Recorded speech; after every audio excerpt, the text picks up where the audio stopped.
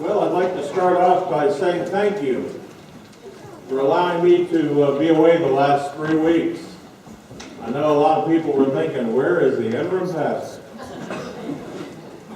Well, 2 of those weeks I was right up the road at First Baptist Church, and of course we arranged that swap with Larry on one Sunday, so you got the benefit of that.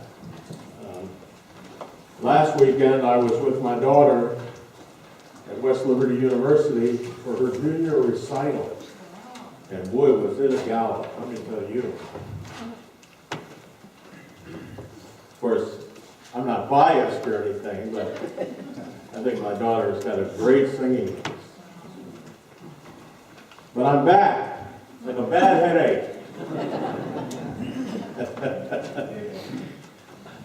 And Lord willing, I'll be with you now through the holidays, and we'll see what God has in store after that. You know, these are exciting times for Faith Baptist. Your search committee seems to be getting a little closer to locking in a potential candidate that would serve as the possible future pastor for this church family. And as much as I've been preaching directly from my own heart while going through, some major life disappointments, with my marriage falling apart and what God is trying to teach me through all of that, and I've shared that with you very frankly and very liberally. I figure you're probably getting pretty sick of hearing me talk about it and cry from the pulpit, and some of you are sitting there going, God, would you please send us a new pastor so we can get this guy out of here already? But seriously, folks, you all have ministered to me twice as much as I've ministered to you in the time we've been together. Your caring spirit and tender hearts for my brokenness will never be forgotten. Serving with you has been just what the doctor ordered for my broken heart. Amen? Because a lot of you have had your share of major life disappointments too, haven't you? And many of you have gone through some bitter or unwanted or painful divorces in your past. And I don't need to tell you that divorce can be one of the most demoralizing and depressing things that a person can go through sometimes. The rejection, the worry about the future, the asking God why. I mean, I have to confess that for almost a year I went into a funk to end all funks.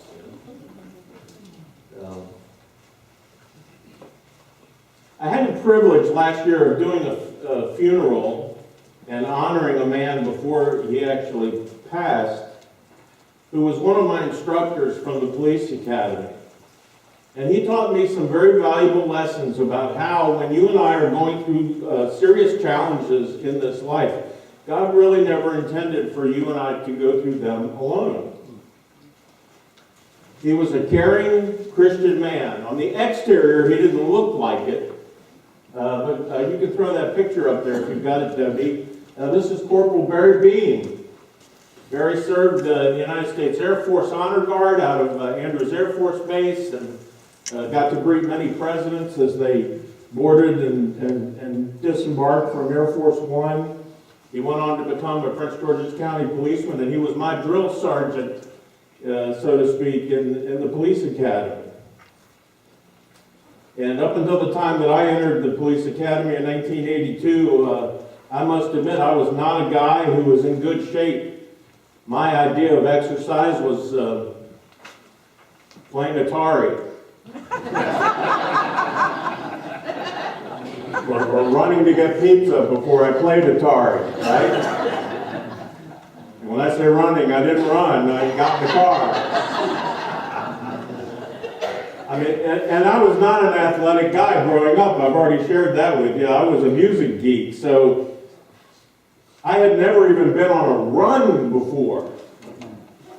And I'll never forget that first week in the police academy when PT came, that's physical training. They said, okay, boys and girls, today we're going on a 4-mile run.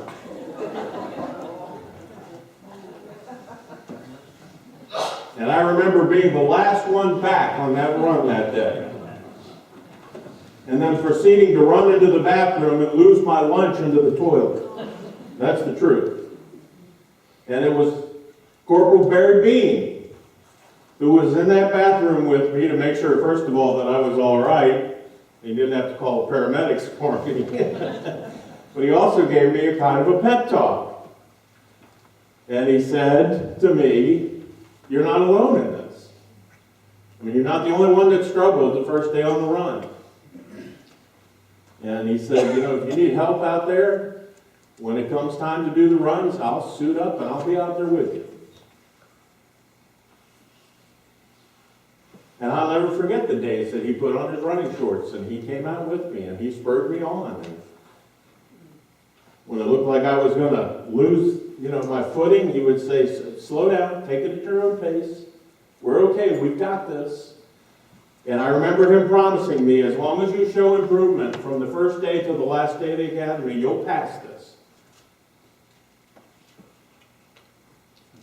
Now, whether you can personally relate to my life struggles or not, the fact is we all have major life struggles in this life.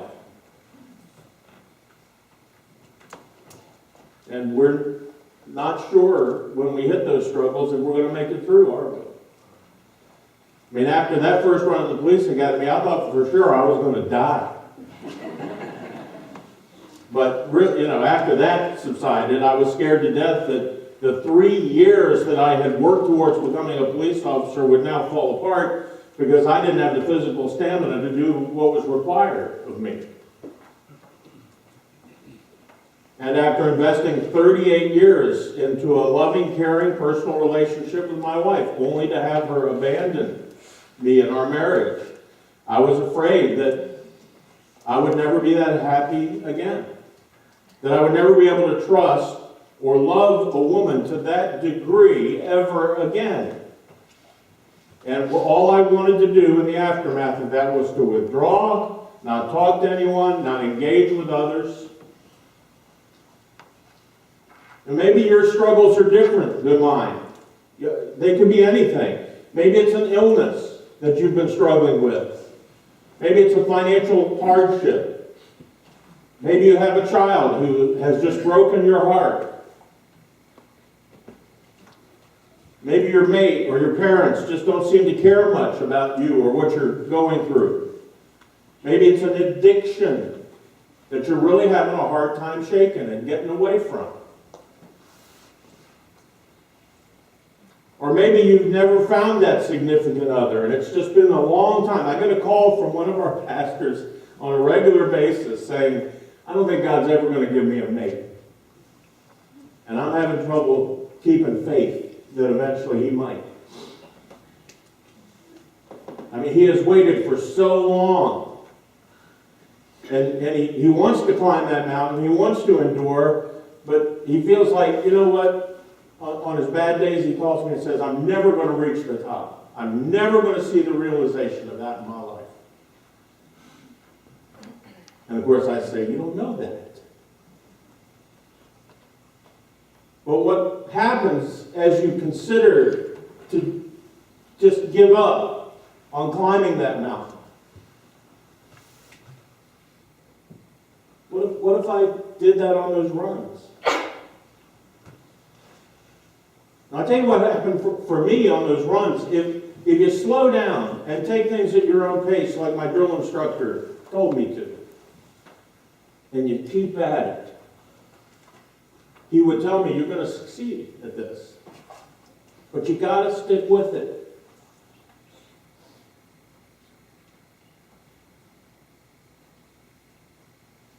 We all have our doubts. There's no question about that. It's part of humanity. But the question is, are you still going to try to reach the top of the mountain? Are you still going to have the tenacity and some belief that you still stand a good chance of getting to where you want to be, where you need to be, and eventually graduating from the police academy? Or being able to love again? Even though your legs are burning, even though you can't breathe, even though as soon as you get back to the academy, you run into the bathroom and puke your guts out. With the help of others, many times, you still can reach the top of that mountain. And trust me, folks, when you finally get to the top of the mountain, you get a new perspective, don't you? I mean, I live on top of a mountain. So let me tell you, where I live right now is a metaphor for my life. In the major challenges and difficulties of life, there are things that I would have never seen, never experienced, dreams that I would have never seen realized if I had not taken things at a steady, slow pace, sometimes a snail's pace, okay? And with the help of others, moved forward until I eventually got to the top. But here's the thing, folks.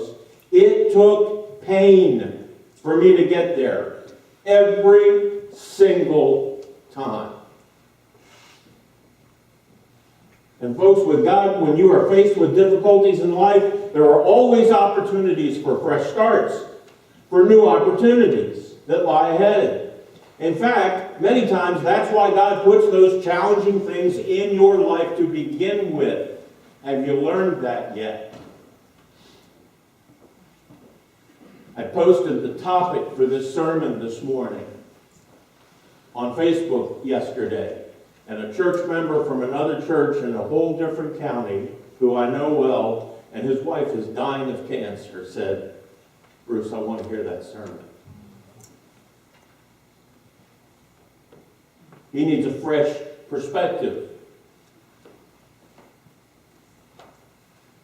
Because when you achieve something totally new and beautiful, when you get beauty from ashes, once you get past the pain of that experience that you're facing, that crushing blow, that funk that follows, it's an opportunity for something new and fresh and exciting that God has for you. But you have to weather the storm sometimes. Ask any cancer survivor. Ask anyone who has faced potential financial ruin but then somehow climbed out from under it. Ask anyone who has almost lost a child to a life-threatening illness, and then the child came back. I mean, life is just filled with these new perspective experiences and opportunities for you and I. Now, the problem, though, is that life isn't just one singular experience, is it? I mean, we all know that life is filled with these kinds of experiences. And sometimes they come one right after the other. Sometimes they pile on top of each other at the same time. So the real question for you and I today, and this is on your outline, so get it out now, is what can I learn from the difficulties that are behind me that will help me deal with the challenges that are before me today, or the challenges that are yet to come, that are ahead of me? How do you navigate that in God's economy? And I want to start with just a few quick points from the book of Jonah. It's not our focus verse of Scripture for today, but it will help us set up our focus verse that's coming. So let's just look at some lessons from Jonah. You all know the story of Jonah and the whale, right? Yeah, we all know it. Okay, so here's one point, lesson that you and I can take from that story. And that is that God often calls us to do what we least want to do in order to first reveal the true nature of our hearts. This is where we say, you know, God, this really is not what I had in mind in a complaining moment. But boom, here's that difficult situation in your life, and you are forced to deal with it. And it reveals who you really are on the inside, doesn't it? Well, God, I really didn't expect your plan for me to involve trauma. Hello? Another point we can learn from Jonah is that when I run from God, the storm is my opportunity to turn back to Him, to turn back to God. I mean, no one wants a storm in their life, do they? But with Jonah, that is exactly what God used to try to get Jonah to turn back to Him and do the right thing. Bless you. Okay, another point from the story of Jonah. Ready for this one? Deep change is always the result of a deep struggle. That one's important. Write it down. Deep change is always the result of a deep struggle. Folks, I am a very different person today than I was 34 years ago when I went through that police academy. I am a very different person today than I was when my wife told me in October of 2014 that she was leaving our marriage. And the person I have become has a lot to do, listen to me, with the hardship that has come into my life. And at that point, we have a choice.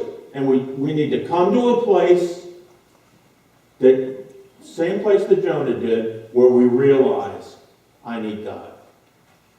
I got to turn back to Him. I've got to make some adjustments here. Okay, the last thing from Jonah that I want to quickly throw at you here, because time is of the essence this morning. God will repeat what He wants us to learn and change from. Now, you know how I know that? Look at the opening phrase from Jonah chapter 3, verse 1. It says this: Now the word of the Lord came to Jonah, what? A second time. Wait a minute. You mean God repeated Himself? God gave Jonah a second chance? Now listen to me, folks. It does not matter how tough your situation is or how much pain comes with your situation. God will still give you a second chance. He will give you a fresh opportunity to get it right. To become who He wants you to be. We all know the story of Jonah. Eventually he did get it right. He went to Nineveh and he gave the people the message that they needed to hear. And it was a beautiful thing. It was a God thing. And your issue may not be that God has told you to go preach somewhere and you're running from that responsibility. But listen, folks, all of us have things in our lives where we know God has been working on us for years to try to get us to change. And we haven't quite done what we should yet, have we? And then we find ourselves in the belly of a whale, and we say, well, God, what is this all about? Like, we don't know. See, God understands when we face trouble and heartache, and things literally tear our hearts out of our chest, He allows some of those things to come into our lives, listen, for a purpose. Now, there's another story in the Bible that I want us to look at as our focus scripture for today. We're going to leave the water scene with Jonah and the whale, and we're going to move to another water scene with Jesus and His disciples. The story of Jesus walking on the water. And this story is in all three of the four Gospels. Matthew, Mark, and John write about it, but Matthew by far gives us the very best description. And as you read this story, that I know you already know, I want you to think about it this morning from the viewpoint of trying to find a pattern of behavior that we will all go through when we face difficulties in life. And then we'll break that down. So Matthew 14, starting in verse 22, here's what it says. Immediately Jesus made the disciples get into the boat and go ahead of Him to the other side, while He dismissed the crowd. After He dismissed them, He went up on the mountainside by Himself to pray. He finally got that rest and relaxation He was looking for before He fed the 5,000. Later that night, He was there alone, and the boat was already of a considerable distance from land, buffeted or battered by the waves. When the disciples saw Him, He was walking on the lake, and they were terrified. They said, "It's a ghost!" And they screamed and cried out in fear. But Jesus immediately said to them, "Take courage, it is I. Don't be afraid." "Lord, if it's you," Peter replied, "tell me to come to you on the water." "Come," Jesus said. Then Peter got down out of the boat, walked on the water, and came toward Jesus. But when he saw the wind, he was afraid, and he began to sink, crying out, "Lord, save me!" Immediately Jesus reached his hand and caught him. "You of little faith," he said, "why did you doubt?"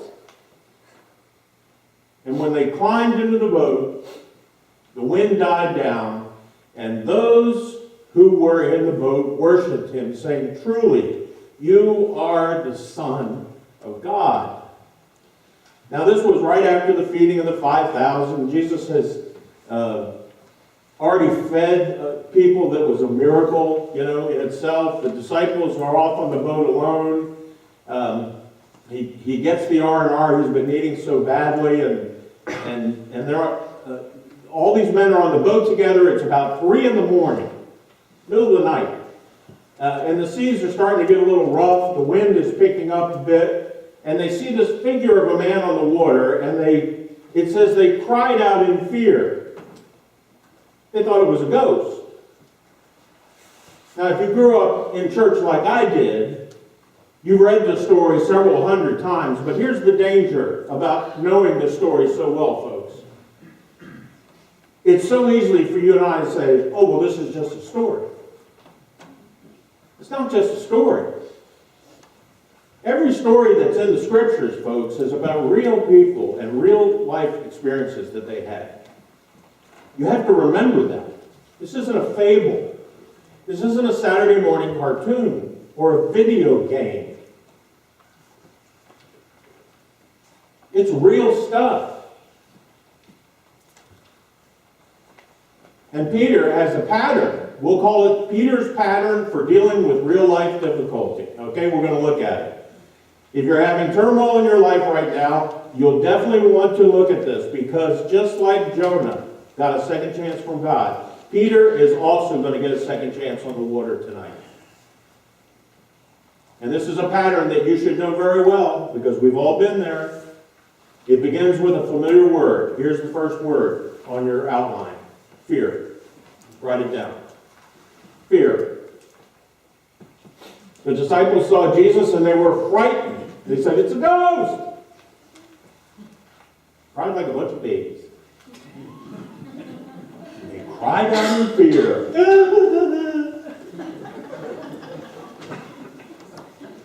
Now let me ask you something. What is it that creates fear or anxiety in your life? So one thing about fear, it's an equal opportunity employer. We all get it. It strikes the affluent, it also strikes the poor. It strikes older people and younger people. Fear knows no tense. I guarantee you there are people in this room today who are paralyzed because of fears from your past. Many of you are so afraid of what is presently going on in your life, listen, that you can't sleep at night. You're having trouble just getting a good night's rest. It would be easy for me, folks, to worry about my future after what has happened to me personally. Fear knows no tense, it knows no boundaries. It is fear that keeps us from making the changes in life that we know we should make. And it is fear that keeps you and I from moving forward. So what are we supposed to do with fear? Well, Jesus says to them, take courage. Do not be afraid, it is I. And we're going to call this on your outline fortitude. Write that down. Fortitude. Jesus tells them, replace your fear with fortitude. It's okay, I'm here. You can relax. And any therapist worth their salt will tell you that in order for you to get past your fears, you have got to first what? Face your fears. That's correct. Listen to me, folks. You cannot let fear be the bully that continually chases you around the schoolyard and takes your lunch money every day. You're a grown-up now. You're a maturing believer in the Lord Jesus Christ. You have to face your fears. But what's so great about our Lord is that He doesn't just come and tell us not to fear or just to replace it with fortitude. He comes alongside of us, just like my drill sergeant did, and said, come on, we're going to run together. I'm going to help you. He allows us to put our fears on Him to some degree. Don't you love that? He comes with you on your run around the Marlowe Furniture Warehouse in Forest.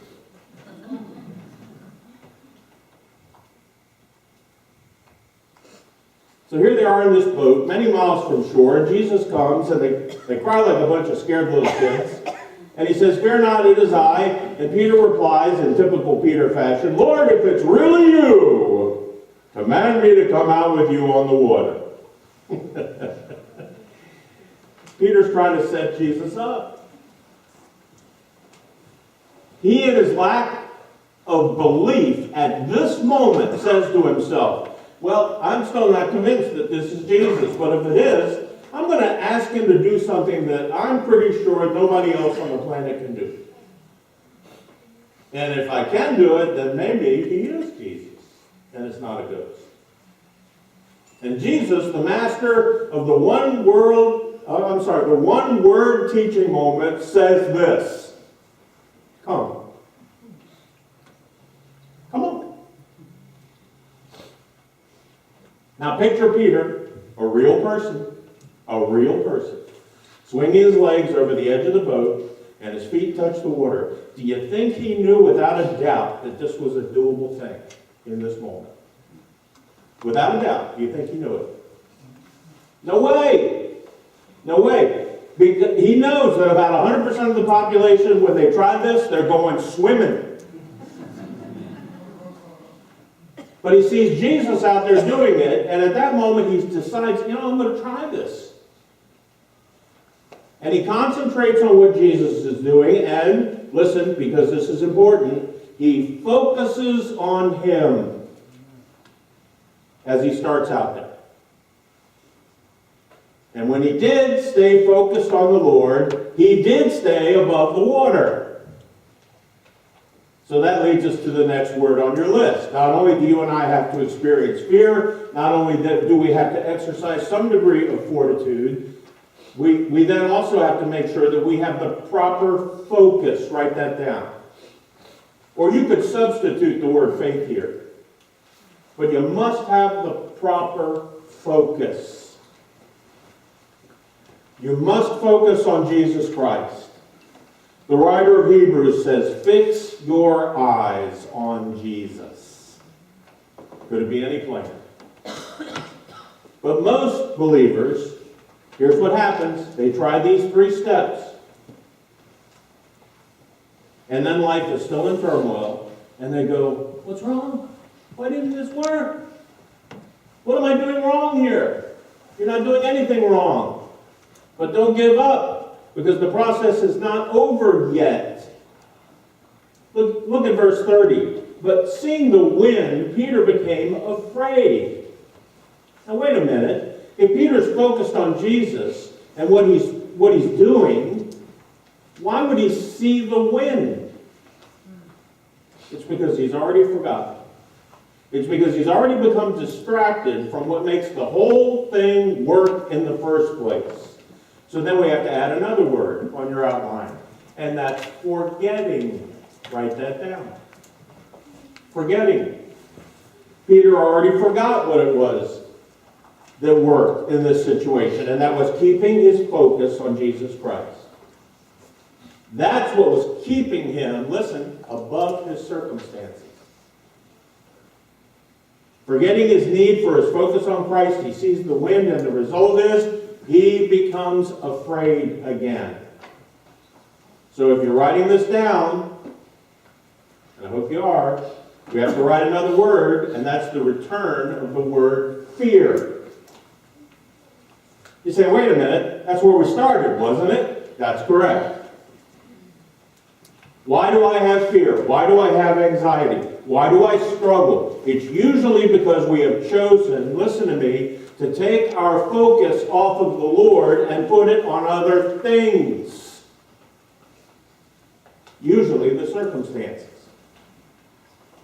And Jesus rescues him in verse 31. He puts out his hand, he grabs him, he pulls him up, and he says, "Oh, you of little faith.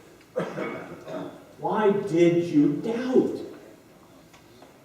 So the next word that I would add to this process is the word faithless. He doubted. And Jesus said, "Come on, Peter. I would have thought that you would have learned about this by now. Have I ever let you down before? Haven't I always come through for you?" And can I be real transparent here personally? I think about this a lot given my current situation with my marriage. I think back on my life and I know that God has never let me down, and I think to myself, okay, a marriage that fell apart after an almost 4-decade-long run, and here I am, 58 years old. How's this going to work? But if I stay focused on my circumstances, folks, I'm in trouble. I'm in deep trouble. But if I stay focused on Him and learn the things that He wants to teach me and make the mid-course adjustments that He's been prodding me to make for years, somehow this is all going to work out. It's going to be better than work out. So he rescues Peter, and they both get back in the boat, and the passage ends by saying, "Then those who were in the boat worshipped him, saying, we can't believe this. Truly, you are the Son of God." It ends on a positive note, which brings us to our last word, and it's faith. And that's the bottom of the process. You can't stop in the middle and say, "Why isn't this working?" If you study the life of the disciples, you realize that this event, well, actually all of these miraculous events that happened in this weekend, were turning points in their lives. They realized after all of these miracles that Jesus was not just a good man, He was not just a great or a profound teacher, He truly was the Son of God. He fed thousands of people from almost nothing. He walked on water. And your turning point too will come when you finally realize that He is the Son of God. And He is the source of power that you do not have. And when you focus on Him and those principles, that's what the Bible calls faith. Now, let me ask you this morning, are you really trusting God for the outcome of your situation? As you go through your painful journey, whatever it is, do you realize that with the proper faith and focus, things are not going to be this bad forever? That one day you'll get past this and you'll gain a new perspective and you'll reach the mountaintop and go, "Man, what a great sunrise. Woo!"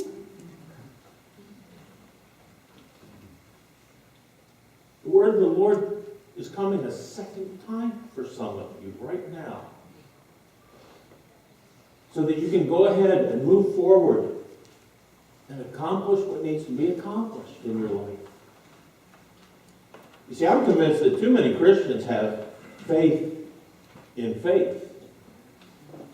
And I'm here to tell you, just believing it'll all work out eventually is not faith.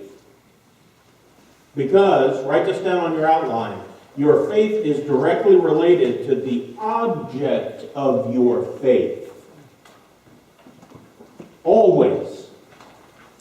And this story about Peter is so on target because Peter had to keep his focus on Jesus, the only one who had the power to do what no one else could do. In fact, I know you hate it when I do this, but here's your homework for this week. Go ahead, grunt, groan, doing his homework again. Go home this week and read the fourth gospel, the Gospel of John. I love the Gospel of John. It is a book with an obvious intent for every believer because of what you and I will get out of it. In fact, at the end of it, John says these words in John 20:31. But these things are written that you may believe that Jesus Christ is the Messiah, the Son of God, and that by believing you may have life in his name. See, John's intent in writing the whole book was that you and I realize that Jesus is not just a man, that he has power, that he can do the miraculous, that he is fully man but also fully God. And John says, all I'm asking is for you to put your trust in him. As a matter of fact, the verse right before that, verse 30, says this: Jesus performed many other signs and wonders. That's what the Bible calls miracles, by the way. In the presence of his disciples, which are not recorded in this book. In other words, there were so many miracles that were performed by Jesus, he only chose a few of them to be put in his actual writings. And I'm going to tell you, I've kind of always wished that those other miracles were talked about. I'd like to know what they were. But I think there's a reason they're not in there. Because it's not about the miracles themselves. That's not what really counts. It's the fact that he has the power to do the miraculous in our lives.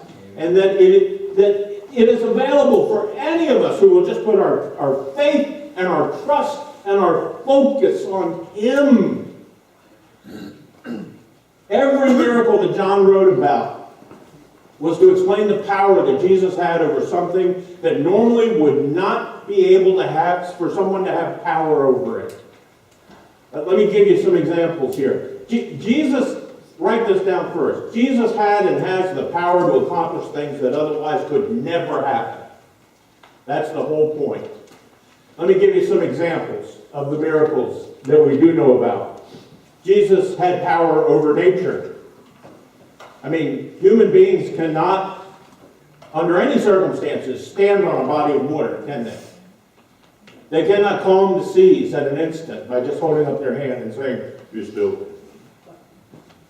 So, I mean, Jesus had power over nature. Jesus had power over time. There's a miracle in John where Jesus heals a man born blind. And in that story, the people actually had the gall to say to Jesus, "Well, Jesus, it's really a shame you couldn't have been here when this man was a little boy. You could have healed him from being blind at an early age." Can you imagine? And Jesus, in effect, said, "Excuse me? What, you think I missed my window of opportunity with this guy? You think because he's been blind up until this point, that somehow his warranty has expired?" So not only did Jesus have power over time, he had power over distance. Probably the most amazing miracle that I think Jesus did is in the book of John, where he healed the nobleman's son. As a parent, I got to tell you, I love this one. And this man walks, and he walks, and he finds Jesus, and he tells him, "My son is dying. Will you come back home with me so that he can be healed?" And Jesus says, "Go home. Your son's fine." And the man was thinking to himself, no, that's not how this works. You're supposed to come with me and physically touch him, and then he's going to be healed. And Jesus says, no, it's okay. Go home. He's right. He's good. I have power over distance. I do not have to be in the room to make the healing happen. That's the kind of God we serve. Jesus had power over quantity. The feeding of the 5,000. And by the way, did you know that it wasn't just 5,000? That was just the males that were counted. I mean, if you count females and children, it could have been 10, 12, 14,000. Who knows? He fed thousands, and there were 12 baskets left over.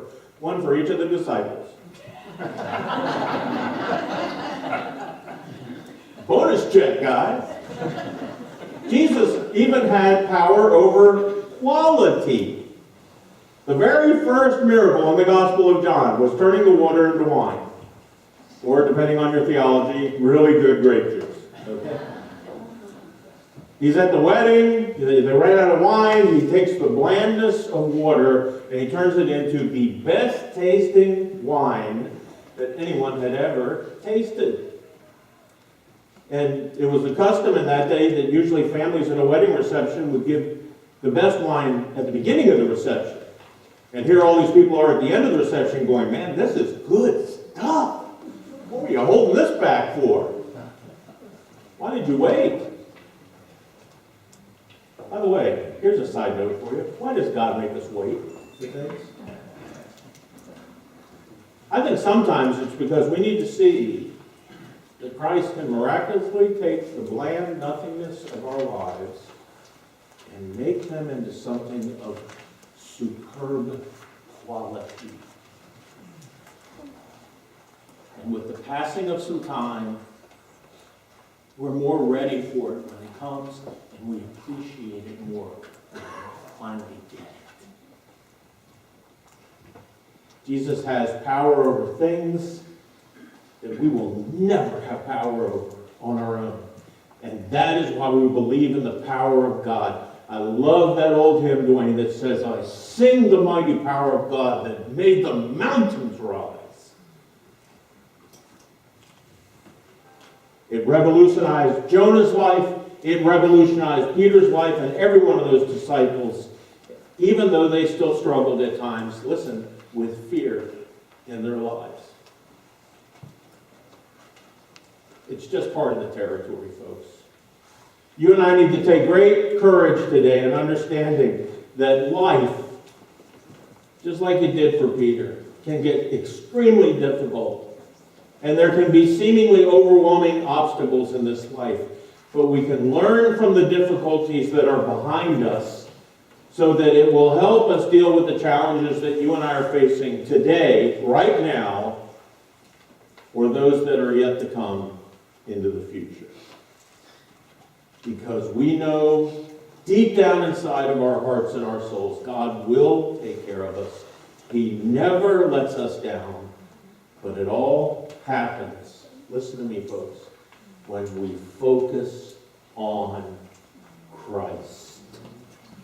Would you stand for a word of prayer?